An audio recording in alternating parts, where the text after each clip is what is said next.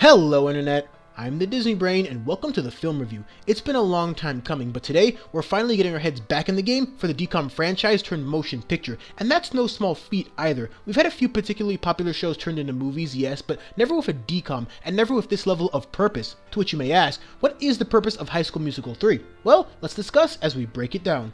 The story here has an interesting structure defining it. The final show that the drama department is running ends up being called Senior Year, which is also partly this movie's title. So they take that idea and run with it to make it so that certain aspects of Senior Year as a movie and as a time frame are both shown and sometimes recreated during the musical portions. In a way, it's kind of like seeing their lives getting adapted into a stage performance in real time. It's an interesting choice artistically for this reason.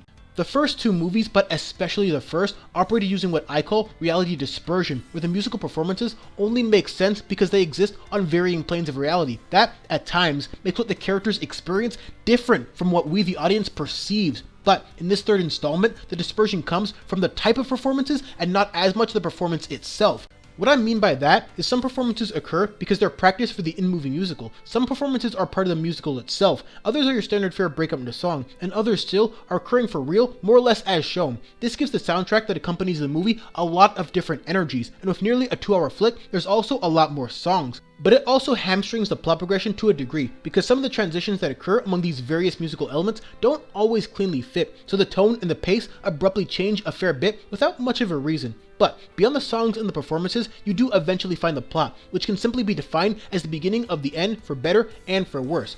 Everyone is trying furiously to get things done before the school year ends, but Kelsey signs everyone up to partake in the school musical one last time. And yes, the movie is self-aware regarding it being one big celebration of sorts, but make no mistake, Ortega doesn't overly rely on that and instead creates a narrative that is not just an important next step for our characters, but the important next step for our characters, because college is only months away for the seniors and the real world is calling. And with the added runtime, we get to have most of the main characters, save Taylor again, go through their own important arcs given that information. Chad has his future set. He's going to be a U of A Redhawk, and in the beginning, it's assumed that Troy will follow that same path. Chad's journey here is about accepting the fact that growing up means different things for different people, and accepting both the good and the bad that comes with change. It's similar to how he eventually learned to support Troy's singing in the original, but more important here.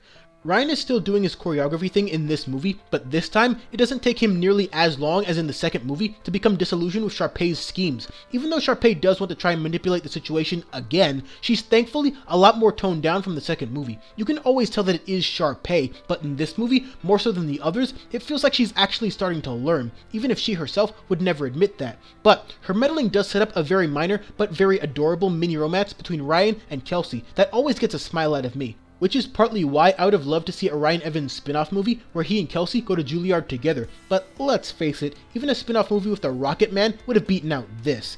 And, of course, we have the main duo, dealing with the future in their own way. The ebb and the flow of what they go through, both together and on their own, is very well done here. It captures exactly what Troy and Gabriella specifically would go through in trying to piece together their futures. And if you go into this with knowledge of the previous two films, it all makes sense, because it's from those films that we know Gabriella moves around a fair bit. But in coming to East High, she found friends, she found a home, she found Troy, all of which symbolizes her first bit of stability in likely a long while. And whether the unsolved mystery that is Mr. Montez left or passed away, that logic still holds. In the first movie, she was able to face her fears and embrace a novel side of her, changing her forever. Through Troy, she was able to accomplish a lot, so it makes sense, especially being in high school still, that she would consider pushing off Stanford just to slow things down. It's a wonderful character arc for Gabriella because her uncertainty about a future that seemed so certain before leaves her questioning who she wants to be, to the point where she considers acting against her usually sound judgment just to not feel trapped by it.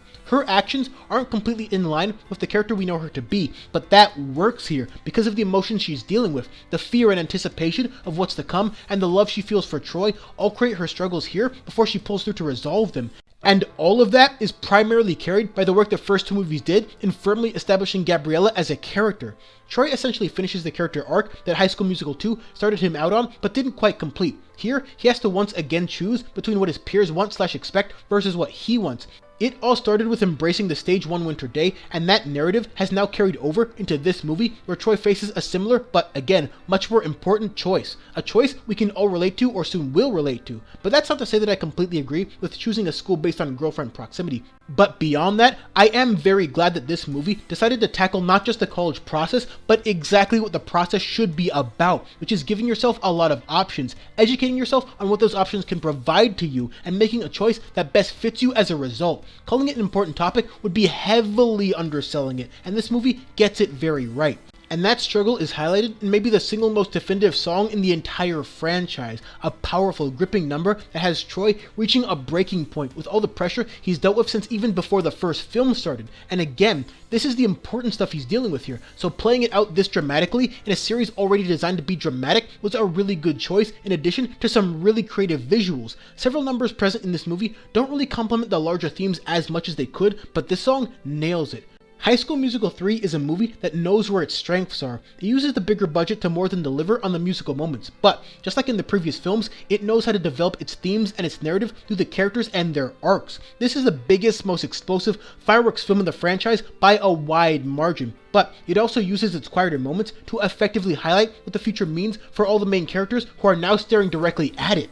Change is inevitably coming. Everyone knows that. Some feel the need to hold on just a bit longer, others are already looking past high school only to find themselves returning back to it, and others still are grappling with choosing what future they want to pursue and what it'll mean for themselves and those closest to them. And that's another very good detail, because this movie makes certain to include a bevy of perspectives and points of view on the same issue based on what the characters would most likely go through given their past. And for Sharpay, Gabriella, and Troy specifically, it works out really well because of everything the first two movies conveyed about them. Of course Sharpay is looking beyond high school, since she's still very ambitious and hasn't really enjoyed East High as much since Gabriella took center stage, and we've talked in great detail about why Troy and Gabriella developed the way they do here. And even though Ryan's arc was much more straightforward relative to the others, it was nice to see him and Kelsey, two supporting characters in all three films, both contribute the most to organizing the last musical and get rewarded big time for their efforts.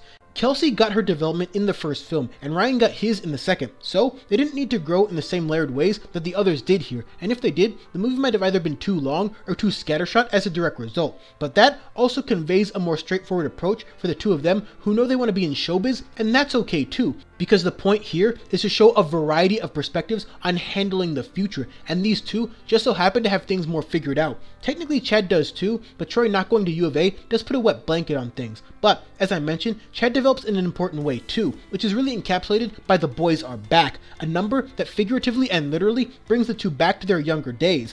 And the whole point of that number was a minor reprieve, because Troy makes sure to mention that they aren't kids anymore. But going back to the place where you know it all began also has important implications for the final theme in this movie. We've talked about the future plenty and how the reality of it affects the characters. But then the big play happens and everyone is back, including Troy and Gabriella returning from Stanford. Once we get to the end of the musical, everyone's plans become clear. As Kelsey and Ryan are awarded scholarships, Sharpay plans to help out the drama department next year, which is what the spinoff should have been about, and Troy decides on the University of California, Berkeley. Once he and Chad make up for the final time, everyone in the main cast has officially embraced the coming future. But embracing the future isn't the same thing as forgetting the past, which is what the final theme of this movie revolves around. Most of the movie leading up to this sets a pretty somber tone created by general uncertainty, but the closing track expresses it best. Moving on doesn't always mean letting go completely, because the memories, the lessons, the friends, the fun, all of that and more can stick with you wherever you go. These same themes would later go on to be handled exceptionally well in two of the all-time best Girl Meets World episodes. The future is unclear, yes, but accepting it, embracing it, and letting the past guide you because of what it taught you is the best way to ensure that you're ready for what's to come. And that's not just applicable to college, that's applicable to any important step of life. And if you can learn a lesson that important before even getting to college, well, then you're on the right track. All in all, High School Musical 3 is the best movie in this franchise, and even with a fourth movie in development, I don't see that ever changing. On the foreground, it effectively uses its status as a feature film to give us a larger runtime, more songs, better overall performances, as well as improved visual aesthetics both in and out of song. And supporting all of that is a crucial narrative about the various ways people look at the future and the change that comes with it. If this were a DCOM, it would easily be top 10 all time, but it's not, so I need to rate it based on a scale of other feature films. And based on that scale, what we have here is certainly no masterpiece, but it is very good for what it is. It can be a little all over the place in terms of tone, plot, and pacing, and the acting compared to other major motion pictures just isn't on the same level, but even given those shortcomings, it's still vastly superior to nearly every film Zach's been a part of since. And even if you make the comparison to other high school movies, then yeah, this still holds up really well. And it's certainly better than a lot of recent ones, save of course this one. But even still, there's no way to escape my own favoritism towards this franchise, because the 3 High School Musical movies came out during high school for me, and I would not have ended up discovering my own passion for performance and dance in college without these movies existing and opening the door for more films like it. And I can't be alone on that. Regardless of what anyone may say about the overall quality of this movie, the idea of a film inspiring people should never be glossed over, because that is everything a film should strive to be. We watched these movies, followed these characters, and they helped us take our own risks, make our own choices, live our own lives, and realize that through it all, we really are all in this together. And for my money, they capped off this particular trilogy in the best possible way, by going all in and then being content with bowing out and saying goodbye. Or so we thought. So, here's hoping that the 4th movie doesn't rip to shreds the high note the 3rd film left us on. And of course, thanks for watching.